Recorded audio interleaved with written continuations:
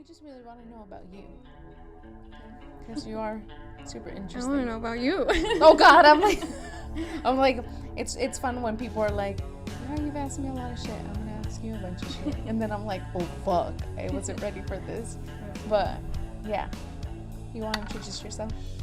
Yeah, my name is Inocente, and I just go by Inocente. Yeah. I'm 27 years old, and I'm a San Diego local artist. Yeah. Yeah. Do you want to talk about your art journey? Because you are an artist. Yeah, so it's nice that we're recording this here. Yeah. Because I started my art journey at Logan Heights. Nice. So I was there for 5th grade, and the very first time I ever painted was to help with a mural there. So they had like people come in, they drew a very simple a whale scene with fish, and it was kind of like a paint by number. So it was just like fill this in. Nice. And they picked some kids to help paint, fill in the colors, and I was one of the chosen ones. That's awesome. And I was chosen because my teacher saw that I did a lot of sketches on my homework and schoolwork. But then there's another funny story that also has to do with that. Yeah. Is that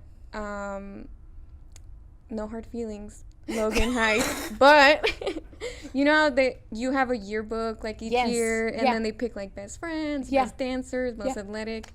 I never got picked for best artist. Just saying.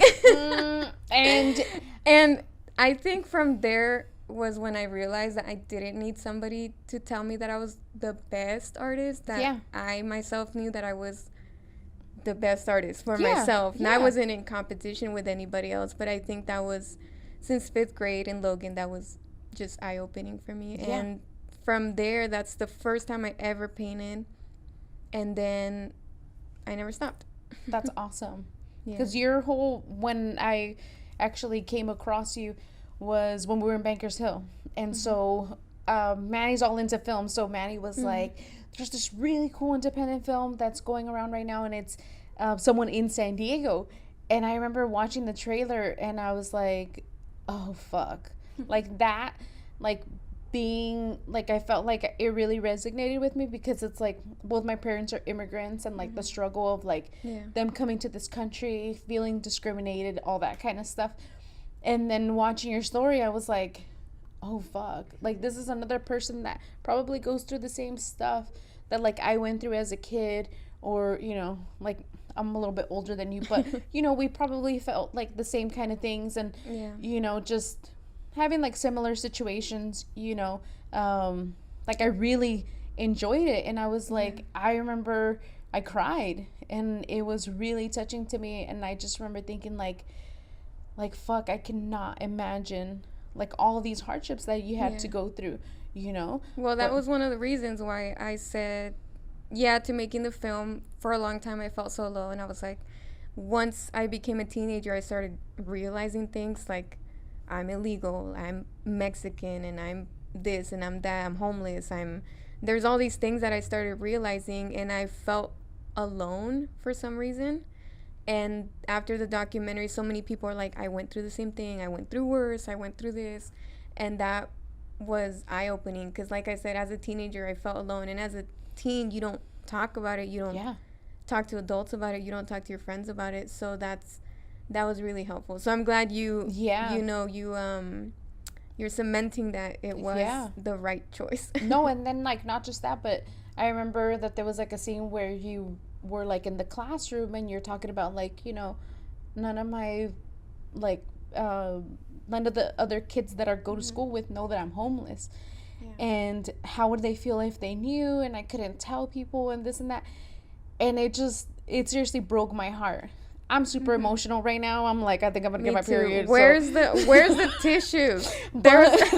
We should have a table. Yeah. But I just remember thinking like, you know, like I remember I was a horrible kid, you know, like I was really bad. And like, you know, I feel like with my daughter, I get that second chance of being like, do not become the asshole that I was as a kid, like, and be compassionate and, you know, do all these things. And so it was one of those things where it was like seeing that like really kind of touched me, to where I was like, make sure that you raise someone that like is compassionate towards like everyone, and if they have a friend that is going through something, that you could be that friend that could help, you know, and like just by talking and doing stuff like that. And so it really kind of like touched me in that sense, where I was like, fuck, like, you know, growing up like that and having like all these things of like, you know, for me, like my parents didn't get along, and you know, there was like all this stuff going on.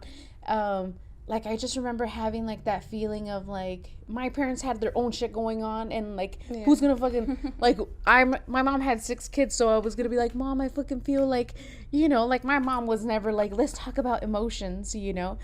And so it was really difficult as like a teenager, and then just being like, these are all these feelings that I'm having, and who do I talk to, and like what do I do? Yeah. And that's the other thing too, is that people think that young people can't talk about such strong things, but how else are they supposed to know? Yeah. So, and I remember like, you know, because in the documentary you were 15 years old, and you had some, I had just turned 15, and you had like some insane freaking like perspective already. And I was like, you know, and it was amazing to have that perspective, but at the same time it was like, you know, like I knew that like you had to grow up super fast and already start to kind of soften those blows. Yeah, you know? I feel 50 now. For real. The body feels it too. Yeah. So basically, because from the documentary I saw like I got a refresher, and you know, you started basically with photography. I did do photography, and that's one of the things that they don't show in the film. And I had a whole, like, the whole hallway outside of where the art show was filled with all my photography. And none of it got showed. And they what? None of it got shown. But I was really proud of the photography. You know, now I have a camera that I don't know how to use, but you know what? I saw somebody on your podcast that was a photographer. Yes. Help. Yeah. No, yeah. So, I mean, there's so many people on the block that could definitely help with that. I miss Logan. I miss living here. And we lived in little places here and there in Logan. And we've, in the documentary you saw, we slept at Chicano Park. Yeah. So I always miss it around here. But everything's so expensive. Dude. Everywhere's so expensive. Everywhere. Yeah. It's like everyone's getting priced out of San Diego. Yeah. So, you know. It's very sad. Somehow I managed, like, I never want to leave, and I've had friends move, and it's been really sad. And I feel like I've mentioned before in, you know, the film and other places, is that this is the only place I know home. And like we were talking about earlier, before we started recording, is that I've never been back to Mexico, and TJ is as far as I've gone, and not even that far out. Yeah. So I do want to go back. That's awesome. Yeah. Sorry, I get off topic. No, you're fine. You're fine. As long as you talk, I'm good. No, but it is one of those things where, you know, like having, like, you know, your experience and stuff like that, and just kind of thinking about, you know, like what you had to go through, like, you know, with like your artwork, but at the same time, like going from place to place to place, like, was that like a lot of inspiration behind your work? I think it's inspired my way of living now. Like, I can't stay still. I like to move a lot because otherwise I get antsy. But not really, like, the dark stuff didn't inspire a lot of my work. It was a bright future, you know, because that's what a lot of my art is, very bright. And people are like, why do you paint such happy things if such horrible things have happened? And it's like, but why not? Why do I need to paint horrible things in order for you to say that it did come from me? That's true. So, and I get emotional because, you know, a lot of my art, some of it does have meaning, but some of it doesn't. And that's okay. It doesn't have to mean anything. Yeah. So. And I felt like that, like I got that a lot because it's like so bright and so happy. And so I was like, dude, like this, like you obviously want to be able to like take all this like stuff that you went through and like turn it into something where you're like, yeah, that happened, but obviously you've never let that define you. And like I paint like random characters, one-eyed monsters. What does that have to do with homelessness? Nothing, but it's just something that I enjoy painting, and it makes me happy, and it's stress relieving, and it's something that keeps my mind away from everything else. So which is awesome, because it's like, at the same time, it's like we could always like focus on all these things, and like obviously these like the hardships that we go through, like definitely like they build us up to like then become like stronger, and it's like I said, you've had like all these things that were like put in front of you, and like you've overachieved a lot of everything. I hope so. Everything. Well, that's the other thing too, is that that wasn't even the beginning. The documentary wasn't even the beginning of everything. That's awesome. Horrible that happened afterwards. There was a lot of good things, but nothing is free, and nothing was, everything was earned. And there's just a lot of things that, a lot of people base anything they know of me based on like the 40-minute clip that took 2 years to film of my life. And on top of that, there was 15 other years of my life that weren't filmed or explained. And so it was all of that, Dude, that's so crazy, because it's like, like I was telling my girlfriend, I was like, you're so inspirational, but we have to keep moving.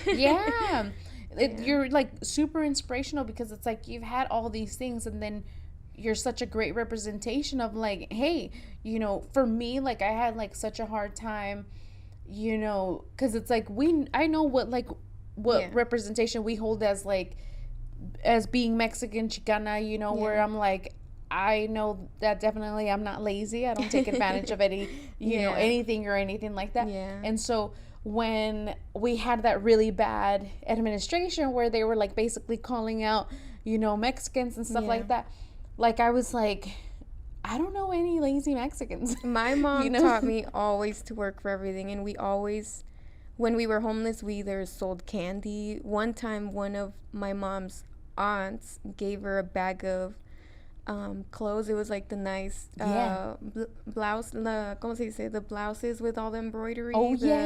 So my mom, who I learned this about her recently, but she hates selling stuff. She hates hustling. She hates like selling anything. Like she just doesn't like it. But we went to Balboa Park with this. It was pretty much like a trash bag full of these shirts, and I just sold all of them. Oh shit. And we made like, I think over like $200. I sold all the shirts. So we've never gotten anything and handed to us, and I learned that from my mom, is to work for everything. That's awesome, because it's like, and like I got to see your mom in the documentary, and I was just kind of like, and it really, it was like one of those moments where I was like, that like could definitely be my Thea, and so like it really like it was like really feeling like a whole family member going through something, and so just, it really touched me in the way where I was like, dude, like this is like stuff that we all basically could we could relate to that, and so seeing like your whole entire family like on the film, and you explaining it and stuff like that. I get emotional because my mom, after the film, she got a lot of carrilla, like she got a lot of like hate she talked about suicide, and she talked about how she wanted us to jump off the Coronado Bridge, and how I told her to stop, and I don't remember any of that. And I didn't know about that until I saw the film, because they interviewed my mom separately. So I didn't know any of that.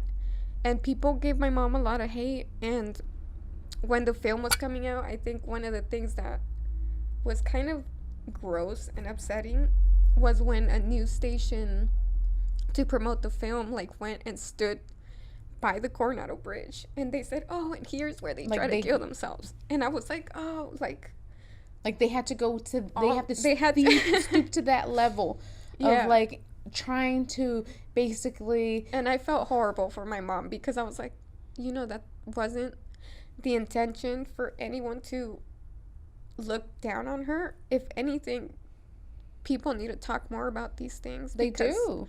People missed the point, which was that we didn't end up jumping. Yeah. We're still here, and I mean, we still live here, and I have to look at that bridge all the time. Yeah.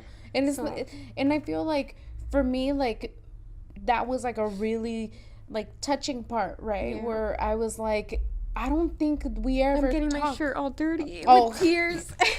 They're good tears. I'm wearing my Loka shirt. So, but I think that we don't ever talk about stuff like that. Yeah. Like, I remember my sister, she suffers a lot with like mental illness and stuff like that.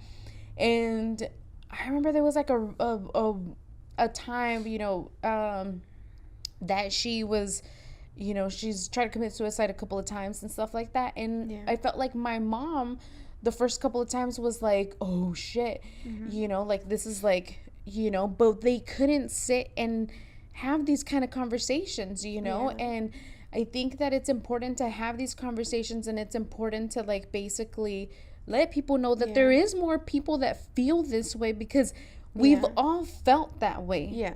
We've all felt like fucking running away and being like chickens without a head and being like, why are we like in this rat race? Why are we like trying to, have like this fucking, like the grass is greener on that side, so let's go on that side. And and having like this constant like feeling of like, I have to like measure up to this person and do this, you know.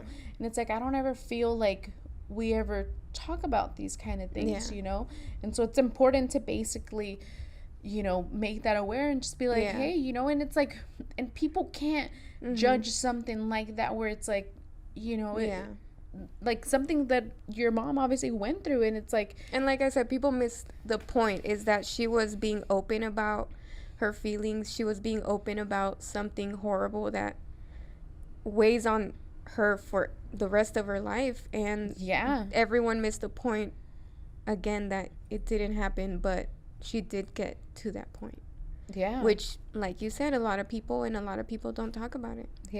The people don't ever talk about that kind of stuff, and I feel like it's a lot, like in, and then they don't talk about it because, like I said, a lot of people gave my mom carrilla, and then it just became this whole big thing, and that was a big focus of, like, that's a bad thing, and it wasn't a nice thing, but it happens. It's wrong, and it's true, and it's like, I feel like now with like the social medias and like all that kind of stuff, like we curate this perfect image of like, this is my life, and look at how good my life is, and look at how like, look at how great I am. And then it's like, people don't see that it's like, a lot of the times, it's like your mind is going like 100 miles an hour, and you're fucking, for me, like I get social anxiety, so then it's like I have like a tendency of like messing around with my fingers and then being like, oh god, Me too. I pick my nail polish off all the time, and these I painted them just for you, so my nails didn't look all ugly. But it's like, and I don't think we ever talk about like any of that kind of stuff of like, like these nervousness things that we have, and that is social media, like, is this image. I mean, for my art page, I try to keep it strictly art. Once in a while I'll like post myself on there, because then by following all the other pages, I'm reminded that I was like, oh, people like to see the artist, so I was like, okay, here I am. But I do have a really private Instagram.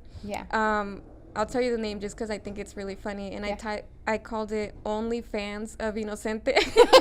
And there's nothing, no nudity, nothing weird, but it's the one Instagram that I've had since like before the documentary. Whoa. So I post like a lot of, and it's my private one. I have like 20 friends that I allow to follow me. Nice. And I post a lot of like crying selfies, and I post a lot of like things that are going on, because I like to keep track of, because I forget a lot, so I go back and I'm like, oh, I was really struggling there, or I was good there, and I'll just post random pictures. But it's I do post a lot of stuff on there just so I can keep track of, because social media, it's all happiness and perfection, and here's me having a good time, but also like that Instagram account I've had for a long time, and it's got like pictures of just everything. Yeah. And I think it's like, So, I feel like I'm a Cancer, and so it's like I've always been like a very emotional like person, like ever since I was like a kid, you know. And yeah. so like hard exterior, but then in like the inside I'm like super soft. And so that's where my inspiration for the Sad Girl comes, where it was like, you know, there is still a lot of times where it's like, Yeah. I'll get really, you know, like in my own head. I like that picture you have with your like Yeah. thin pencil eyebrows, because I had a picture like that somewhere, but I was like, I don't know if I want anyone else to see it. Well, So- someone made stickers of it, and I was like, oh my fucking God. See, that would be a nightmare. That's why I'll show I've you another one. destroyed. No, my mom has all these crazy, and I'm like, when my I've God. been with my mom, when she's not there, and she knows this because things go missing. Yeah. But I know where she keeps everything. I'll just les pulgo todo, and I find my pictures, and I'm like, snip, snip, snip. I don't want that there. No, and I was have, like, I'm sorry, Mom, but dude, I have this friend that I've known forever, since like middle school, and he finds like the most horrific pictures of me, and I'm like, why? He's like, I gotta keep you humble. I'm like, oh my God. But it's cool to see. To all my friends out there, don't get any ideas. Don't post Do any not. fucking. But it's like, it is funny, like, to kind of like see back then and be like, oh shit, I had no eyebrows. Yeah. You know, why did I shave them? I still pluck them all out. I like the pencil thin eyebrows. Yeah. It's my favorite. Yeah. I feel very like, Well, it gives I don't you, know, like, it a gives me an canvas. attitude. Yeah. And then you So- could have like a whole canvas, and you Yeah. know, and like do them however you want and stuff like that. Yeah. And so, you know. Yeah, I think- sometimes my brothers would be embarrassed. Like, before, when I would actually get a razor and shave them off, and they'll be like, you're not going to draw your eyebrows on today? And I was like, no. And we're going to the store. They're like, are you sure? And I'm like, no. I don't You're need like, those "I'm eyebrows. Where's your eyebrows? I didn't know I needed that. I know. Do I need them to go to the store? Is it like a credit card or something? Yeah. And you know what? Like, I think that, like, I was in, like, high school, and I had shaved them off. And I was like, We all go through that. I'm like, I wonder I how think it I'll look. go through that a few None. more times where Yeah. I'll just shave them off. Yeah. And it's like hair. It grows back, all that kind of stuff. Best So, part about being an artist, I'll have eyebrows forever as long as I have a Exactly. pencil. and dude, have you seen all those really crazy, like, that they do, like, full on, like, art pieces on the eyebrows? I'm like, what the I fuck? could never. Like, yeah. It's hard enough to do the eyeliner. It's hard, yeah. I mean, for those people that saw the documentary, they see, like, I used to do full blown, but then as I got older, well, the reason I stopped doing that is because as a kid, like, I got a lot of stares, and you don't want to be a kid that gets a lot of stares. Yeah. But then as an adult, I got a lot of criticism, or like people would be like, where are you going? You're going to a festival? You doing this? And I'm like, no. And people needed a reason for what I was doing to myself. So I just stopped, because at some point, apparently, you don't do things for yourself. You do it for everyone else. True. So I just didn't want to deal with people. That's So true. I just cut it off. I was like, I can't deal with people. Makeup's too expensive. Yeah. So I just, you were like, more simple, okay. yeah. Yeah. Are you still painting now? Yes, so I just moved. I would love to be a full-time artist, but sometimes, you know, skills don't pay all my bills. I'm just saying, you know, so I have a full-time, I mean, but they have paid a lot of my bills. Yeah. But I have a full-time job as a property manager Nice. in PB. So I Nice. miss, you know, the barrio, and Yeah. but I'm by the beach now. Yeah. But I finally set up my studio. But it is a little bit hard because I bought a carpet so I didn't get paint on the floor. My dog peed on it. So I'm trying to figure out alternatives to not getting paint on the floor, because where I live, like, I'm the resident manager. Yeah. So I have to live there. But it's not my apartment. Like, I'm an employee there. Yeah, So yeah. I can't, like, get paint on the wall Yeah. or on the floor, on the nice new floor. So it is kind of hard to balance that right now. But over the years, I kind of stopped doing art because it just became like for me, I just became like a machine. Like I just didn't want to just be a machine and paint because people needed it. Like I paint because I needed it, not because somebody else needs it. And if someone else ends up loving it, then that's great. But for starters, the only reason I've ever painted was for myself. And as selfish as that sounds, like that's just how it is for me. It's basically therapeutic. Yeah. I paint because I need to. Not because I need to sell and all that stuff. And I haven't touched my website in years now, mostly because I don't know how to do anything. We know people. But it's just been sitting there. And but I do want to have an art show because I have accumulated quite a bit of art, and I need to stop being so selfish. So I do want to have an art show. I was gonna ask you that now that everything's opening back up. So I wanted to have an art show in 2019 because in 2019 it would have been 10 years since my first art show, because I had my first art show in 2009, and I can't recall what exactly happened, but it just kept getting pushed, and then pandemic, and then I just didn't give it a second thought. But now that things are opening back up, I'm thinking it's the thought is coming back into my mind. That's awesome. I'm very excited for that. So I do want to have an art show, hopefully somewhere here in Logan. But I'm just saying we need more parking around here. Dude, we're working on that. Have you ever like thought about just basically, because I know that we had talked once and you were like, you teach art for like kids and stuff like that.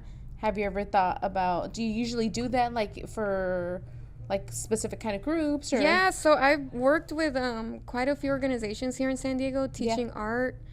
I work for the San Diego Opera as their after school art teacher with their I work with their educational program. And I've been with them since 2016, and prior to that I've worked with many other organizations that hire me to do screenings attached with an art workshop for the kids that they work with. Oh, that's super cool. So I've worked with also Alliance for Hope International. They have their headquarters here, and they're a camp for kids who suffer domestic violence abuse, and they have a camp where kids go all the time. And like I think in like 2015 or something, they hired me to do art with their kids, and then they didn't even know that I had been a camper way back, like when they first started their camp, when they first started doing camp. So I've been able to connect with a lot of organizations, and it's been really nice to go in later on as an employee for the kids, even though I was part of it. It's like coming full circle. Yeah. Dude, that's crazy. So I've been doing I don't post a lot of that stuff for privacy reasons with the kids. We can't post them, and when I'm setting up, like I don't think I'm gonna take pictures or the art. Well, like it doesn't cross my mind. But I do a lot of things. I just don't post everything. I remember you had told me, and I was like, oh, that's so fucking cool. Like, because it's like a lot of kids, like that's like their outlet. Where it's like they get to draw all kinds of like fun stuff, and then like we put it on the fridge for a few years, and it's I try to think about it this way, where not everybody likes to paint, not everybody likes art, and that's okay, but now they know, but if they don't try it, how will they know that art is not their thing? True. How will they know that they hate painting? So as long as I can just give them the opportunity to know what they like and like or don't like, so it's all fun for me. So you did do an art show in New York. How was I had that? a few art shows in New York. It was fun. That's so awesome. I've never been to New York. I miss New York City. It was one of my favorite places. I even thought about maybe moving there one day, but... How old were you when you did your first art show there? I think it was in 2016. I can't do math. I dropped out of high school, just saying. So math doesn't hang out in my brain. But in 2016, and then a few years later, I had an art show at the National Arts Club Yeah. of New York, which is like super like fancy. I got to stay there for like a week and a half. I had huge Whoa. art pieces. It was like the biggest art pieces I had ever done. The biggest was like 10 feet by like 8 feet. It was huge. But it was really fun. It? How is it? How do you feel? I sold 2 paintings Yeah. out of the whole art show, but Yeah. it was the paintings that I least expected. So it was really funny because I worked really hard. But now that I look back, like I could have worked a little bit harder. But one of the paintings that sold was this like 8-foot by like 6-foot purple cow. And I actually have a purple cow tattooed on my shoulder. That is awesome. And it had a DEVO hat. And this, I forgot his name, but this lawyer bought it. And this guy, he had bought my art previously. I think he's the same person that bought, I did the cover for the national, the NEA National Arts something. I can't remember what the E stands for. Yeah. And I did the cover for the magazine. And That's I think so he bought cool. the original painting for that. So he showed up at my art show and he bought that painting. And it was really like surreal because it's New York City. Like there's no way to ship that painting. In order to get that painting to your house, you have to hire someone to walk this thing all the way to where you live. So somebody had to like, I don't know, 2 guys had to like physically carry this humongous painting and just walk away. That is true commitment for loyalty of an Inocente fan. That's awesome. So that's one of, I don't know, it's just, it really, brings me a lot of joy because it's like a purple cow with a DEVO hat. Yeah. Like that's all I've ever wanted to paint and somebody appreciates that. Yeah. So that's always amazing. Yeah. So how does it feel like to like sell like a painting? Because it's like obviously like everyone could basically like take it in and be like, this is what it means to me. And, and that's fine or whatever. But how does it feel to like, because I feel like with anything mm-hmm. that people create, like you put sometimes like a lot of like energy where it's like maybe, there's mixed emotions or this mm-hmm. or that, or, you could be going through something or, you know, like how does it feel then? Like leaving and you being like, oh shit, like I sold that, like I'm a badass bitch. It feels awesome. And I think one of the things that it makes me happy is that other people give their own meaning. Because like I said, I have some paintings that like I put up, slapped a title, a price, and I'm like, I painted it just because, like I didn't paint it for any specific reason. I wasn't feeling a specific, it was just there. And then somebody will come up and just be touched by it. And there's this painting I did, and it was like a little fetus, a little baby with wings, and it had like colorful like circle paint around it. The circular part was inspired by an album by I think they're called Pendulum. It was called In Silico, the album. I don't remember, but it had like rainbow in a circle, so I added that to the painting. And at my art show, the woman who bought it, I titled it Pure Rock and Roll because the little baby had a mohawk. Yeah.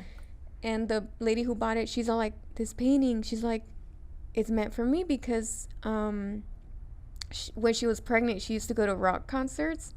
So that painting was like made for her without intention whatsoever. Yeah. So it's stuff like that that's just, mind blowing to me. Like I feel like I'm like super into like, this isn't a coincidence. This had to have happened right now, Yeah. And so I feel like, when you see a like artwork like that and you're like, oh shit, like, because she had to have been feeling some kind of way, and then all of a sudden she's like, oh fuck. Like this painting's right here, and like it must mean something, mm-hmm. And it's like, and then it really like creates like this kind of like a little like feeling for her or for whoever is buying it, and then all of a sudden they're like, oh my god, I feel complete, like I need this painting, and so which is awesome. Or with anything, or because like I said, I made that painting without real meaning, and then for someone to come over and give it so much more value than I initially gave, it's pretty cool. Dude, I've seen the freaking pictures of you and Daniel Day-Lewis. And I was like, oh my God, I think he's like the hottest thing. He is so cute. But you want to know something? Yeah. You want to know something? I had no idea who he was. And I still have not seen Lincoln. The only person I really was starstruck about was Harry Potter because, you know, big crush on it. Yeah. But at the Oscars, I had no idea who anyone was. I didn't have like an iPhone. I had a flip phone. So I didn't take any pictures of my own. That is hilarious. So you won a fucking Oscar. That I don't have. Yeah, but you see, that's like the whole thing where it's like, yeah, it was just so like the whole situation was just, you know, awesome. weird. But it's like, awesome, but it was just like, you know, I was still a kid. I was like, what's going on? Yeah, and that's like that's why I'm like the whole representation of you know, you being like I don't know how to, you know, someone that's like obviously like I wouldn't say like undocumented, you know, like you know, where it's like basically you're from Mexico and then you're over here fucking winning a fucking Oscar. And prior to that, I had not seen the Oscars. I didn't really know what it was. And then your I whole felt story, so bad. I was like, oh yay. Yeah, your whole story of like being homeless, and then you're fucking winning an Oscar. Yeah. Like all these like little things that had happened that like were major obstacles, and then you know, you winning that Oscar is like a big fuck you to a lot of people. You know, and it's just it's like so inspirational. You know, like super inspirational, where it's like when I saw, you know, the documentary and I was like, oh my God, like, fuck yeah, like we could all do it, guys, you know, and I started to, like, it was really like one of those kind of things where I was like, whoa, like. And it was a shock because out of, I think there was 5 other documentaries, out of the 5 other documentaries, ours was the only one that wasn't backed by like a major like person. Film? Oh shit. And, towards the end, I think there was like some crowdfunding for the film, and we went in there all with the mentality, we're just here for some fun. We're just here to show face. And then when so I was like, that is so cool. And I almost ate shit because I was wearing these like super huge like stripper size heels. And I don't walk in heels, so I almost fell. So dude, luckily I didn't. So fucking cool. Like that is like the coolest thing. So obviously when I watched the documentary, like I didn't know that you had like won the Oscar until like I think I realized maybe like a few months ago that you had won an Oscar, and I was like, oh fuck. I forget sometimes too. I'm like, damn, which is fucking awesome. Like it is like a huge accomplishment. It is a huge honor, you know, and it's like and especially because it's like, you know, I feel like there's always so much that we have to kind of go through, you know, as like people of color, you know, and so especially women, you know, we have to go through like even more, and like you know, and so seeing you and just being like, fuck, what a great representation.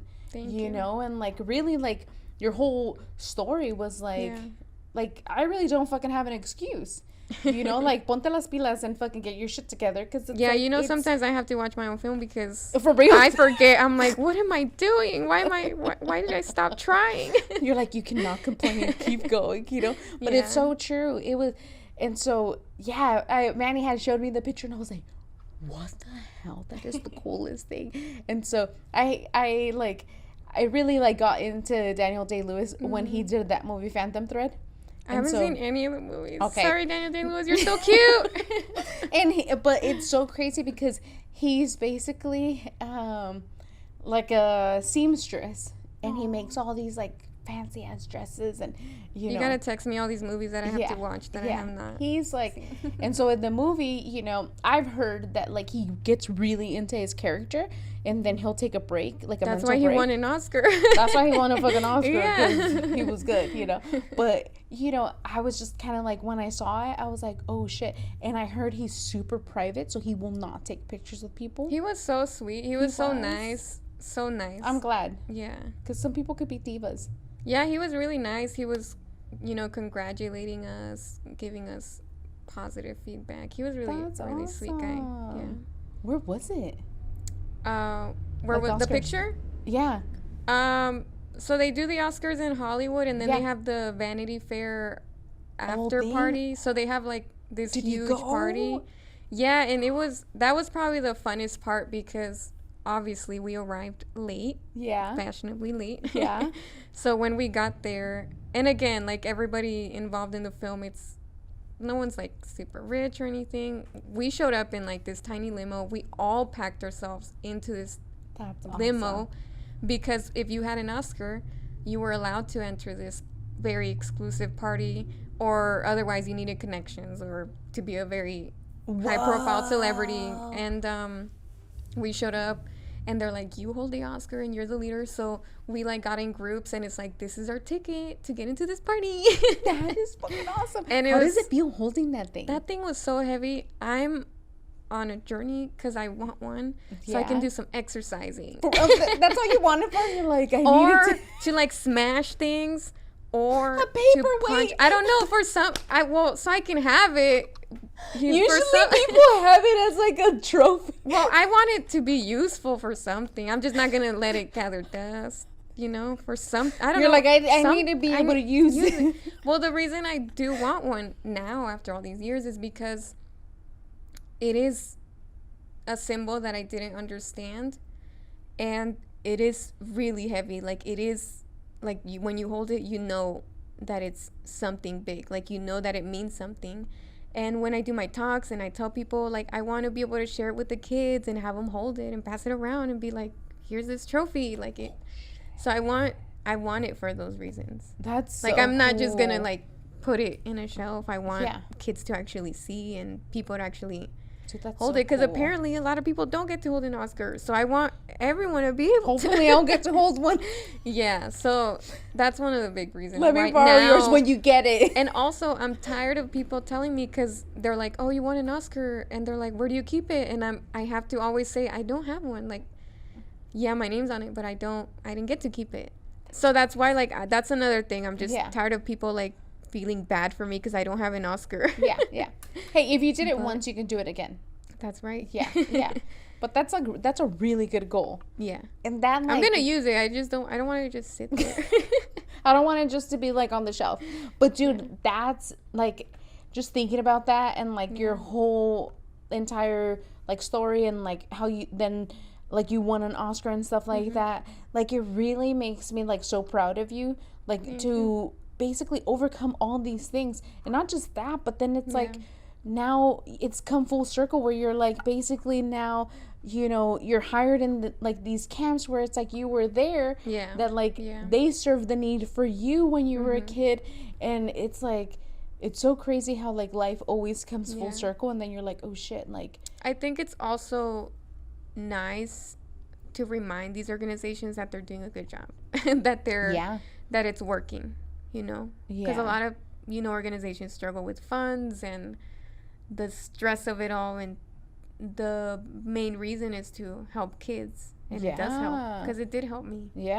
I'm sure, because look, you fucking you got like a whole documentary, and then you know, like all these amazing things, you know. And it's like, to me, like, I had never met you, saw the documentary, like did all that kind of stuff, and like just talking about the Oscar and we're stuff. Best friends now, by the way. We're best friends. We're gonna go get coffee after this. Yes. And so then, you know, and then sitting here and just being like I seriously feel like I'm like, you're such an inspiration.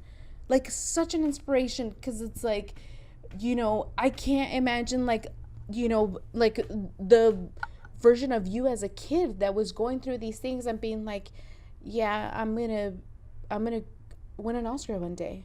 And like a kid, like being in the situation that you've been in and being like, yeah, one day I'll grow up, and like, you know, because it's like you feel that hopelessness and just being like, you know, my only goal is to like be able to like have my own room. You know, and it's like, and for you to like really just be like, yeah, I'm not just gonna make a documentary, I'm gonna fucking win an Oscar too, you know. And so that's kind of like the thing where it's like, you know, full freaking like you just kind of went for it, and like real inspiration. Like, I can't even imagine how many little girls have seen it and been like, I don't feel alone anymore. You know, like it's had a huge impact, and that's what's, you know, made it all worth it. Because I remember I had a girlfriend, and we were in high school, and she would get bussed in, you know, it was like a nice school, you know. Yeah. The only reason why I was going there is because I got kicked out of school for fighting, and so I had to go to the school, you know. And so I'm going to the school, and you know, all these kids, like there was some kids that were getting bused in from LA, some kids that were getting bused in from like all these you know, like lower income communities were getting bused in, you know, because this is like a nice school or whatever. Yeah. And I remember, like, you know, we were like in this little, like, you know, we're all friends and stuff, and so we're all like punk and stuff like that, we're all cool or whatever. And I was like, oh my god, like, you know, I had like this girlfriend, and I was like, oh my god, like, you know, always saw her in school. And then one time, like, we had gone to like a store, and she was outside of the store, and I was like, is that, what's her name? And she was there, and she was selling candy bars. And she's like, and so she didn't recognize us. Yeah. And she's like, hey, do you guys want to buy some candy? It's for my soccer team. And I was like, what the and so I was like, bitch, you're not in fucking soccer? And she's like, and her eyes got like super big. No. And she's like, what? And then I was like, it's me, blah, blah, blah. And I think I had like a hoodie, and then I took it off, and she's like, and so the next day she like, the first thing before, I had never seen her like in the beginning of like school or whatever. Like I would always see her like during lunch or whatever. And first person I see when I get to school, and she's like, hey, please don't tell anyone that you saw me there. And I was like, oh, I'm like, yeah, of course not. I'm like, it's not like a big deal, you know, like why would I say, hey, I saw you at, you know. And she's like, I'm homeless, and I basically go out there and I sell candy for my family. And I was just kind of like, oh fuck, you know. And I was just really like in shock that I was That's like, really sad, because we're like taught to be embarrassed for having a hard time. And that's really not sad. Just that, but it's like, you know, I couldn't imagine like what she had to go through in order to basically be like, hey, you know what, like, me voy a amarrar los huevos and I'm gonna fucking go and do this. Because it's like, or like the parents, like, what are they going through, where they're like, dude, like my kid has to know my financial situation and go out there and like, you know, and just feel this kind of way where it's like the kids are gonna make fun of you in school, or you know. And we were like friends for like maybe like a month, and so she didn't know me, where it's like, you know, we were fucking poor as hell too. So then she didn't know, like, hey, you know, like, I'm also like, you know, we also struggle too. So she like came up to me, she's like, please don't tell anyone. And like, you know, no one in fucking this class could know, because, you know, all these kids in school were driving like fucking Mercedes and BMWs, and, you know, you're just like a kid that you're just kind of like, I have to do this because it's like I don't have it like you do. And that's the thing, like, growing up is knowing things, and sometimes the more you know, it's not always the nicest thing. And that's when I really struggled, is in high school, is when I started noticing like sleepovers and going out for some ice cream, and I was like, I can't do any of that stuff. One of the things that I thought was really funny too is like, I invited some girls over because it was like a hot day and they wanted to like hang out, and I don't know what they thought we were gonna do, but what my mom and I did was we filled buckets with water, and I thought we would just play with the water and cool off, but they were just like in shock, like, what are we supposed to do with buckets of water? And I was like, I don't know, play. And it was just like, they didn't understand, and I played with buckets and just water. Dude, we used to fill up trash cans with water. We would wash them first. And I guess they just didn't understand. I thought we were gonna have a great time. They showed up, and there was just buckets of water that I thought we were gonna play with, and they were like, no. And I was so embarrassed. I was like, oh, never mind, I'll play with these buckets by myself. But you know what, it's also like, so it is, you know, when you're growing up is when you start realizing that not everything is as it seems, and that people are different, and things are different, and not everything is accepted, and it is hard to grow up. It's like so weird, because it's like, you know, as like a kid, like you want to fit in and you want to be like, Yeah. you know, because it's like my daughter's going through that where she's like, I want to like, I want all my friends to like me, and I'm like, why? Like you're so cool, you know, like just focus on like, you know, yourself, and like you're like amazing the way that you are. Like don't try to fit into this little thing that you're trying to do, you know. And then it's like, you know, they're like so consumed by like trying to fit in, and then they get to middle school and they're like, maybe I don't want to fit in anymore. I don't want to rebel. And then you're like, what I've been telling you this whole time, don't try to fit in. And then as an adult, you're like, oh shit, everyone's gonna judge me again. Maybe I should fit in again, you know. So it's like it's that constant like, you know. And I think that like obviously being true to yourself and just being like, this is who I am, and like, you know, like those awkward moments of like, you know, people's expectations of us, exactly, you know, and like just being like, hey, you know, it does suck, but at the same time it's like one of those things where you're like, you know, I think having all those awkward moments for me like really allowed myself to like laugh at myself and be like, wow, you're not that great, huh? My biggest compliment to myself came from my little sister who's 6. She's about to turn 7. And I'll let you know how we got to this point, but she looks at me and she's all like, she calls me Inocente. She's like, Inocente, you are so different. And I was like, thank you. And that's because I went to go visit her, and like we hugged and we get all like really loud and excited. And we're like hugging, and I pick her up, and then I fall, and she's on top of me, and I fart. So then she's like, she's all like, what? And she's like, gets up. She's like, you are so different. Because I guess girls are not supposed to fart, but she landed on me and squished my belly. So it just came out of me. That is the funniest thing. That is the funniest. So she's like, you're so different. And I was like, thank you. Yeah. My daughter has this thing right now where she's like, you're so weird. And so I was like, thanks. You know, like I've been called a weirdo in middle school, fucking high school. People would yell out freak and all this shit, you know. And so for me, I was like, okay, like whatever. Like, you know, I've always enjoyed being different. And like I've always liked dressing different and doing all that kind of stuff. So for me, I was like, I guess it comes with the territory, you know. But I was like, it did suck because it's like people really didn't know like me, you know what I mean? And then someone's like calling you this fucking crazy ass shit. So then I embroidered a shirt and it said weirdo. No, it said freak. And so she was like, why did you put that on the, you know? And I was like, oh, you know, in high school people used to like make fun of me and call me that. And then they would also call me like weird and weirdo. And she's like, being weird is cool. And I was like, and that's the thing, it's like, define freak, because it seems to keep changing all the time. Exactly. You know?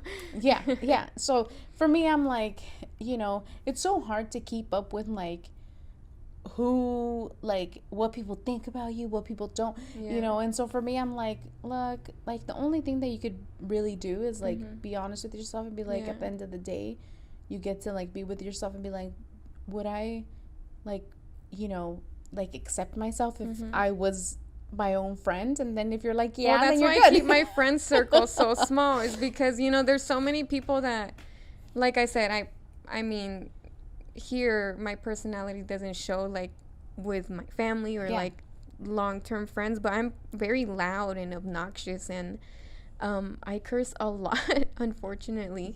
But the friends that I have, like, they've known that I never have bad intentions. Like, I'm always there when I'm called. Like, so I keep my friend circle small because I'm not a bullshitter, and I don't deal with bullshit either. So. What's your sign? Pretty Capricorn. When's your birthday? December 28th. Nice. Dia de los Inocentes. Oh. So that's why my name's Inocente. Dude, that's awesome. I was born on el día de la Virgen de Carmen. So my mom was going to name me Carmen. Oh, Carmela's my mom's name. Yeah. And then that's Manny's mom's name. Oh, and so I was like, oh, name. Shit. I'm like, if I would have been a Carmen, he's like, yeah, that would have been a deal breaker. And I'm like, well, I'm glad I'm not then. Lucky me. But I know, yay. But, you know, it's like one of those things where it's like, names are so. And I actually have a boy's name, apparently. I learned this later on. So there's like, you know, feminine, masculine versions of everything. So the feminine version of my name is Inocencia. Wow. And Inocente is the masculine version of my name. I didn't know that. I didn't know that either until more, later on. But it's beautiful, though. I'm used to it. I love it. And people call me Inocente. My little sister calls me Inocente. Nice. Like my mom calls, I don't have nicknames, and I like my name. Yeah. And I don't like when people call me like Eno, because I'm like, where's the rest of it? Come on, guys. Come on. Where's the rest of it? It's so crazy because I'm sure, like, your little sister loves being your little sister. Because it's like, imagine the awesome role model. Well, like I said, she just thinks I'm different. Yeah. No, she doesn't know anything about, like, what I've done, art shows or Oscars or film. She just thinks I'm We're going to tell her. And then she'll be like, damn, you're famous? Because she asks me to buy her things all the time, and I'm just like, no, babe, because I'm poor. Oh. So I'm like, babe, you got to learn. And she has a piggy bank, and I was like, oh, if you want it? I was like, don't you have money in your piggy bank? And she doesn't want to touch it. I was like, ooh, girl. Mm-hmm. She's already saving. She's like, not my money. We can spend yours, though. It's like, no. But, dude, that's so awesome. Because By the way, I got her a matching shirt. So hers says Chicana because she is. She's first generation here, no? Second. Oh, second. Nice. So one of my brothers was born here. That's awesome. Yeah. That's super good. So I got her a shirt, which she will appreciate later, but I don't think she appreciates now. No. She'll appreciate later when it fits her. Yeah. Dude, my daughter's now wearing my clothes. I'm like, what the fuck happened here?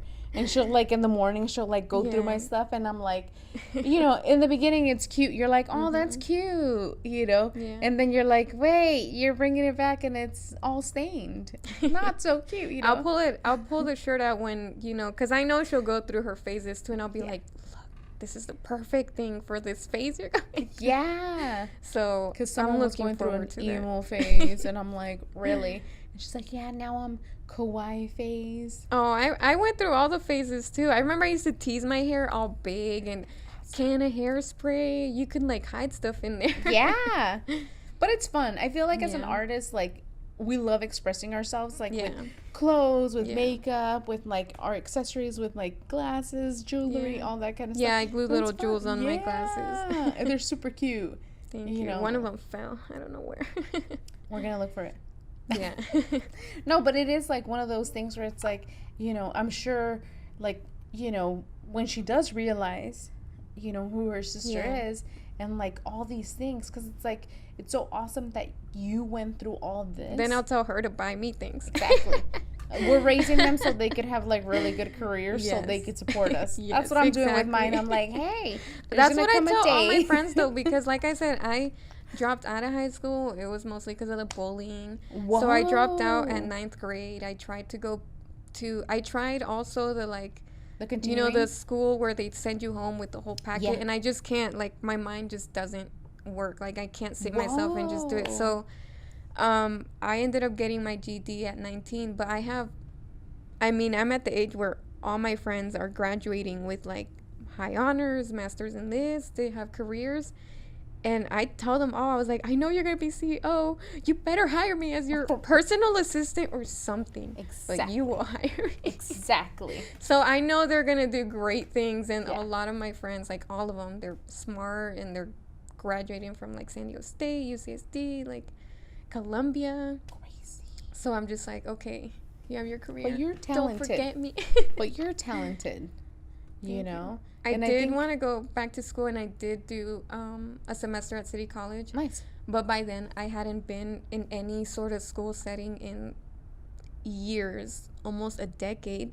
So by this point, it was so hard. It was a lot of work. I'm sure. Yeah. Dude, I did like the college thing where it's like, I took like an English and then I did broadcasting, and I was like, yeah, no. We're doing it now. I'm like, fuck. And so, because it's like I suck at writing. So I was like, I am determined to be able to write something really well, you know? Mm-hmm. And so that was like my whole thing. That was like my goal, where I was like, I want to be able to like write something, like just a good email. I want to be able to, another reason I went to school is because I was the same thing. I was like, I want to be a little bit better. I want to know how to do math, but I can't even track down how old I was at a certain age, like years. So it's like right now, in the time I went to school, I had a lot of support from my family, and I still do, but I go where it's convenient at the time.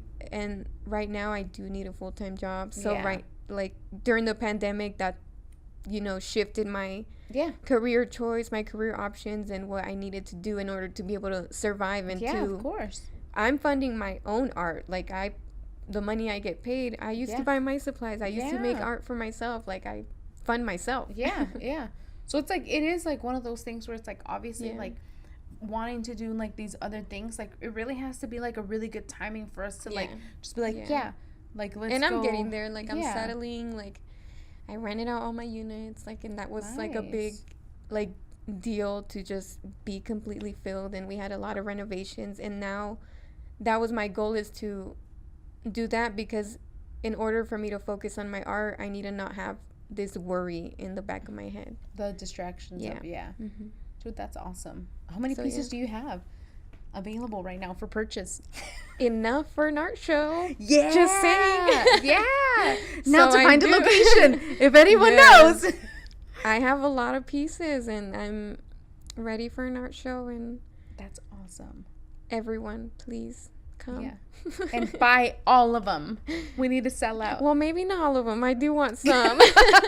Do you ever get attached? Because right now, my apartment, on my walls, it's all my own art. That's awesome, though. It's all my own art over the years, or stuff I've kept. I have a few pieces from other local artists here in San Diego.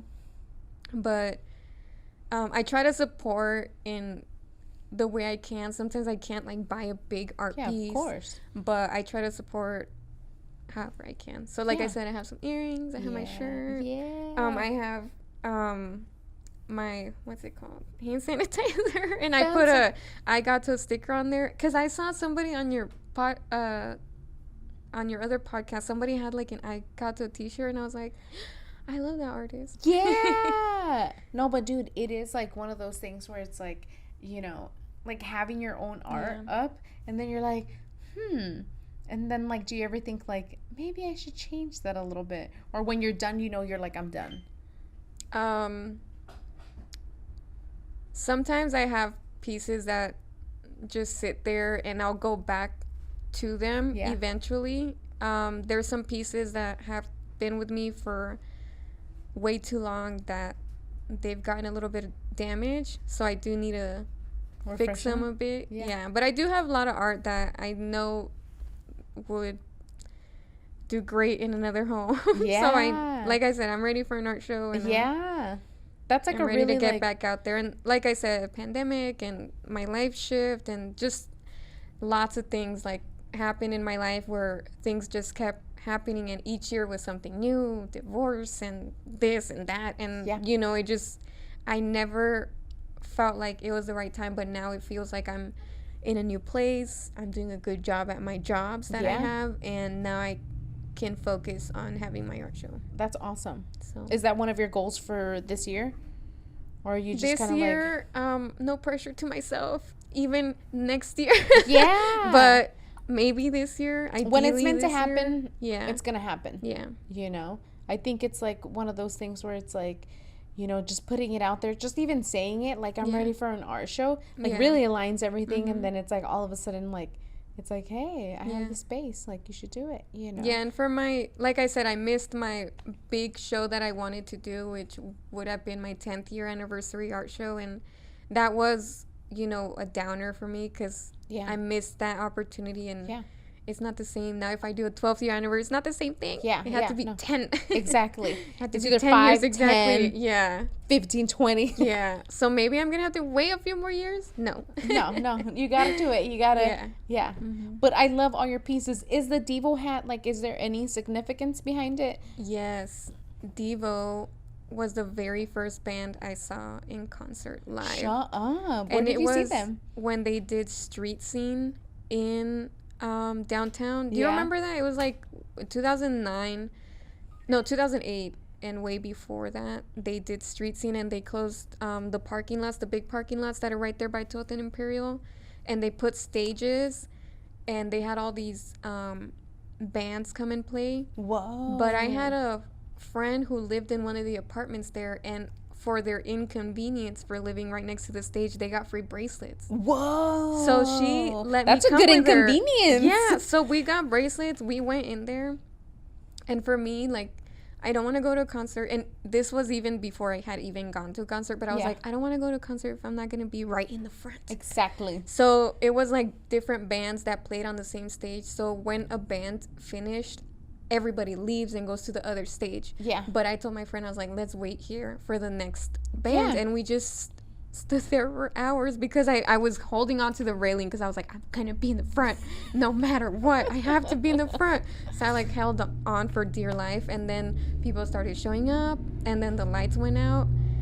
And to see, I was like probably like 14 years old. And just to see these grown men come up on stage and just start ripping their clothes off, I was like, what is going on? And to me, that was just like, this is so weird. I love it. I don't know what's going on. Like, I don't know who they are. Yeah. But it was so loud. Like, I actually felt the music in me. Like, I felt like I couldn't hear anything even. Yeah. But it was just such an experience that I just, and then at the end of their concert, Mark, the lead singer, has a black pouch, and he just pulls out a bunch of bouncy balls and just throws it at the crowd, and they're bouncy balls, so nobody can catch them. And I'm like, he's a wild man.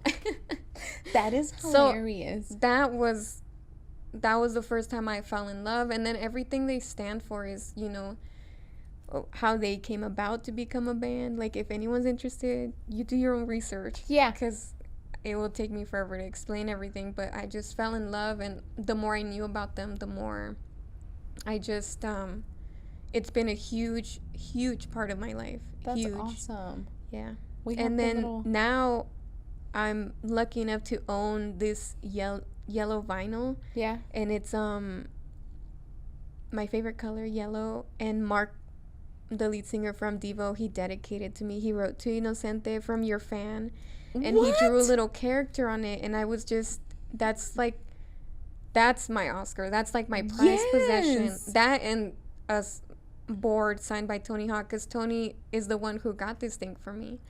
He said, like, he works with Mark all the time, and Tony Hawk knows that I'm a huge DEVO fan. Awesome. So next time he went on a meeting with him, he's like, hey, you want anything? And I was like, yes. And I remember telling him, I was like, even a piece of paper with a signature. I was like, that'd be fine. And he came back with this like vinyl, and I was like, it's more than I could ever dream of. Dude, that is so crazy. Yeah. So, how did you meet Tony Hawk? Through art. Oh, through art. So he because I know recently you did something. He also loves DEVO, and I think that's how we connected, is because he saw the DEVO hat in my art. And then I don't remember what year it was. See, my memory fades me, but I did a painting for him, and he gave my brother skateboard, so we did like a trade, and I love doing trades. So I made a DEVO themed painting for him. That's awesome. And he gave me like free, like, he told me like he didn't ask for anything specific. He said whatever I wanted. So I painted like 4 little monsters with DEVO hats, and I love that painting. That's and awesome. I made it for him. We went and dropped it off at his office, and he gave my brothers their first skateboard. And one of them still skates. He's like always skating at Memorial Skate Park. That's awesome. So it's like stuff like that. Like, he gave him his first skateboard, until this day he's still skating. And I remember, like, again, like, I don't know how to socialize. I don't know how to do things. So when we went to the to meet with him, he like gave my brother skateboards, and then he like goes to me, he's like, do you want one? And I was like, oh no, I'm good, I don't skate. And I was like, wait a second. Then my brothers are like, it's because you do, because I don't think, well, I mean, I don't skate. I was being honest. I was like, what am I gonna do with a board? Yeah. He was like, no one's ever said no to me, but I felt so bad. I was like, oh no. Well, I think like I've done stuff like that where I'm like, oh my god, that was so bad, and then I'm like, I was like, I wish I could just do everything all over again. Caught up in the moment, but yeah, but I do have he did give me a like, it's skateboard, and it's attached to these 2 metal like bars. It's like a stool, and that's what I use as my painting stool. Whoa. So I have an easel, and this is like my stool I sit on. That's but so it's like cool. it's has paint and scratches all over it now. So my brothers are like, "What did you do?" Because like Tony signed it, and I was like, "Am I not supposed to use it?" No. Like it's a. It was supposed to be next to the Oscar. But his name's still on there. Like, yeah. Plus, it's dedicated to me. What am I gonna do? Like sell it? Like, yeah. it's mine. I've seen people sell stuff, and I'm like, there's a name on there, you know, that you're just kind of. But like, it's mine. Like I'm using it. Yeah. Like, so I don't see the problem. No, you're like, it's fine, guys. Yeah, it's mine. He gave it to me. Exactly. So. But dude, that is so awesome. Art has definitely connected you with so I've been many really different, lucky. Very lucky. Like people in different, like, obviously, like, communities, like a lot of really connected people too. Yeah. You know, it's like, I feel I'm like very lucky. Yeah, very like, lucky. You know, I feel like I've always been like a creative kid and stuff like that, and you know, like I feel like the creative world is like it really connects you to so many different people. Yeah. Like regardless of like, you know, their wealth bracket or whatever, you know, it's like that whole thing is like it's a well-connected little thing. Yeah. And know? People are very supportive, and you know, the artist community is amazing, and I'm very lucky that I've been able to stumble upon, you know, the artist community, because everybody wants to see you, you know, succeed, because everybody knows what failure is and the struggle. So yeah, that's so true. That's why I want to see more of your face. And your story, because dude, I'm telling try. You, I don't know how many times I'm gonna tell you, your story's super inspirational. Super inspirational, and it's like and that's my goal, is to get more out there. I think I felt a lot of guilt when the documentary came out and it won an Oscar, because I was doing all these talks and I was traveling all over the U.S. I went everywhere. I went to Alaska, New York, Texas, everywhere. That's fucking awesome. And I just had this huge guilt, because I was like, but San Diego has homelessness, but San Diego needs art. And I just had this huge guilt of not doing enough here for where I started and where people need to hear this the most. So like I said, I do work with lots of organizations, and I've done screenings to a lot of the schools here. At one point I did back-to-back screenings at San Diego High, 3 days in a row, to all their kids, to all 2,000 of their kids. We did a screening and Q&A, and every time there was a new period, a new class, they all came in. And so I do things, but I don't really like post about them, because it's just, like I said, I'm doing things, and it's in the moment, and I'm like making friendships, and I forget to post.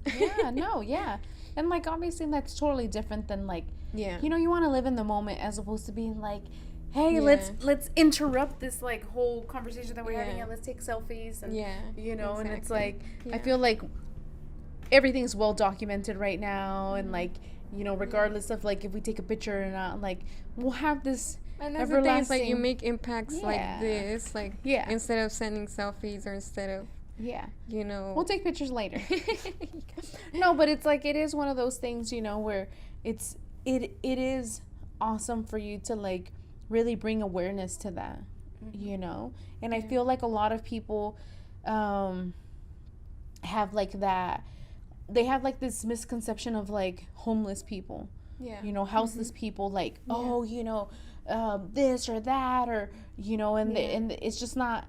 And especially right now during the pandemic, like it's actually grown even more.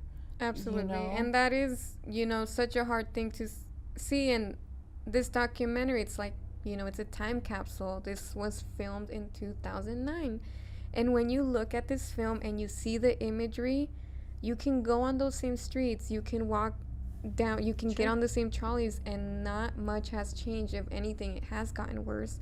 So it is really sad to see that, and it, you know, it does break my heart, because you would think that seeing this ancient film, you would see that it's not that anymore. Better. Yeah, but it hasn't, and that's really sad. And the definition of homelessness is such a big difference. Like, and that's another reason why this film needed to be done, is because when people think of homelessness, they think of drug and just single people and bad choices, and it's not bad choices, it's bad circumstances, and it's lack of choices. True. So, or lack of resources. Yeah. You know, and especially like, you know, your mom at the time, how many kids did she have? 3. Yeah. And we struggled a lot, and people forget the main reason we were homeless was because we were illegal. And my mom couldn't work. So how were we supposed to get out of homelessness if she couldn't work? Yeah. So that's why, you know, it's when people hear like we were homeless for over 10 years, they can't comprehend. Like, why didn't you get a job then? Exactly. It's like we weren't allowed to work. Yeah. We weren't allowed. Well, it's like people that don't know, right? So like, how come you don't get a job? Or how come that's why we sold like candy or stuff at Balboa Park out of a trash bag. Yeah. Because my mom, you know, we all did try. We tried. Yeah. And that's all we could have done because those were our only options. Yeah. And I'm saying like I said, like all odds were like against you guys. And then look, it's like you're a really good member to society now. You know, and you get to be this awesome example for your little sister. You know, and like you've went through all of that.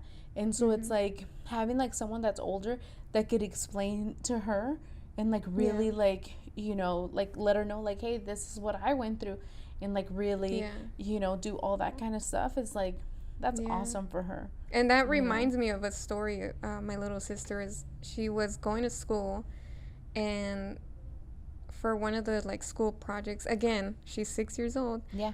Was to color in this cat that they gave her. She colored it in purple. Yeah.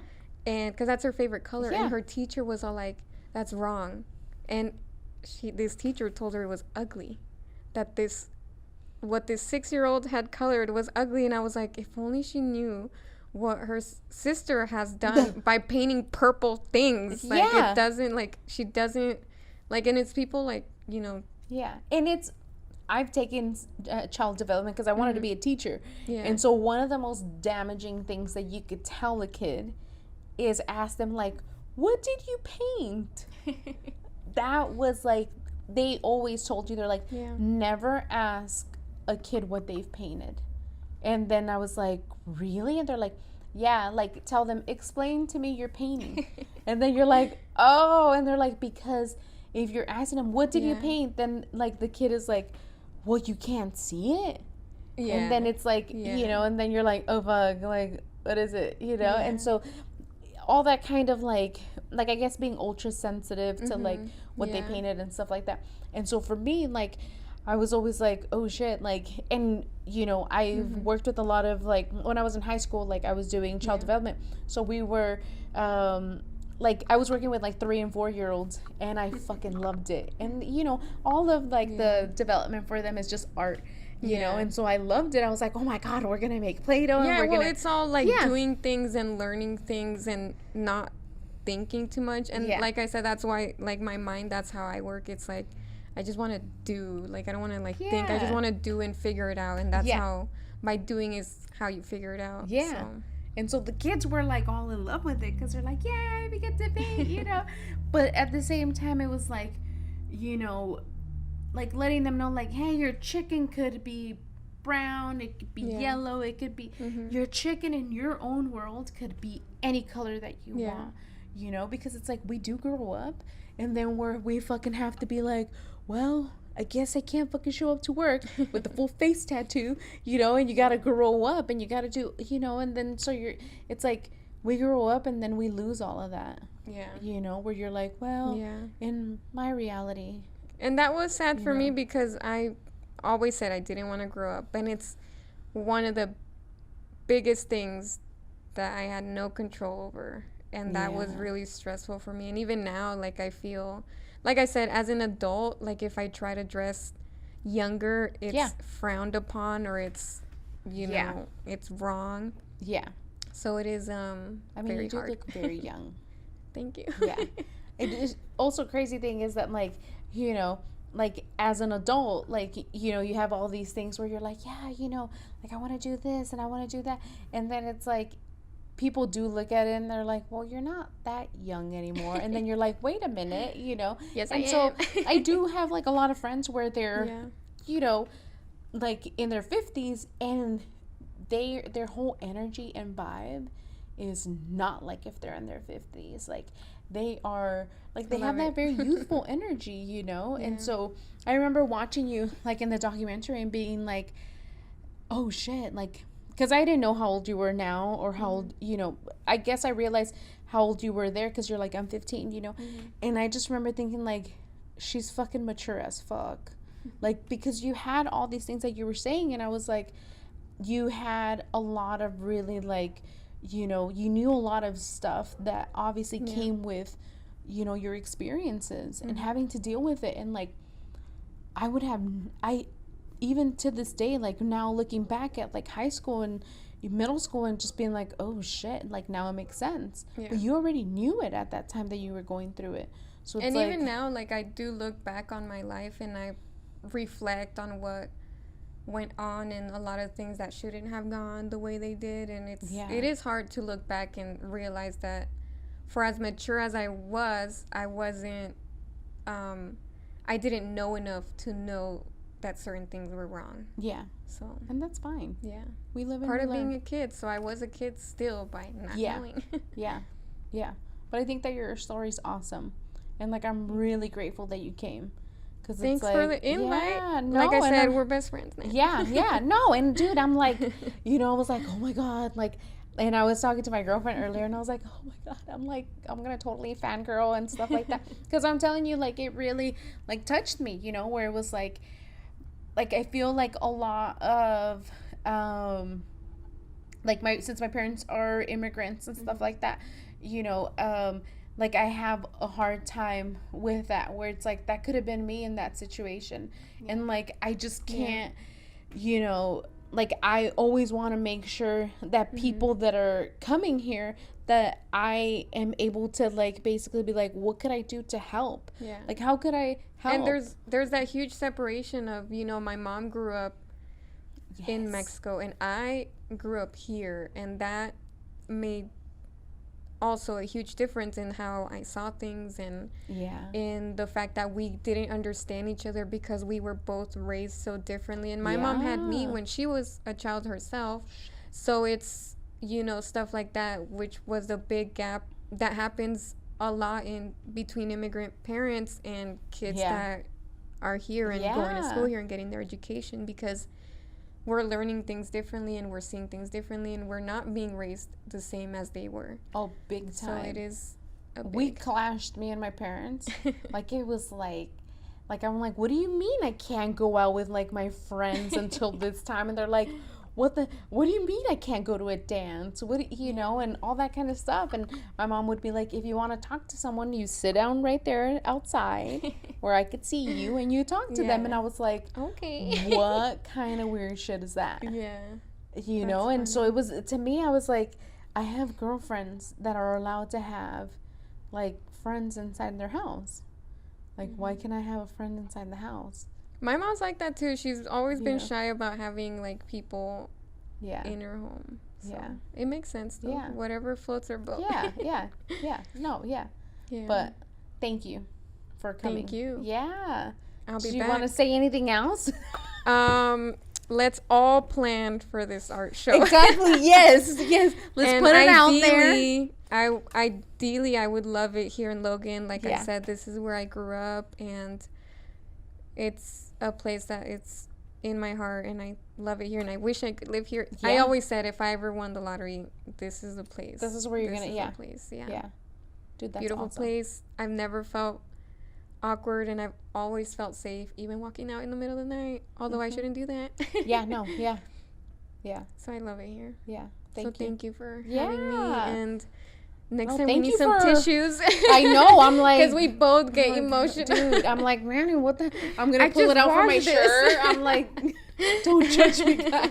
I need to fill in this bra. No, but you know, it is one of those things where you're just kind of like, you know, like I did feel like super, you know, like touched by it. So I was like, oh fuck, and I'm super honored that you would even want to come and like sit with me. So I was like, oh, she said yes. Oh fuck, I'm gonna be so nervous, you know. But yeah, I think you're amazing. Thank you. I think you're amazing. Oh God, See? We're not talking We're about in the me, same- okay? We're talking about you. But yeah, thank you. Yeah. Look at that. It's like out from the hiding.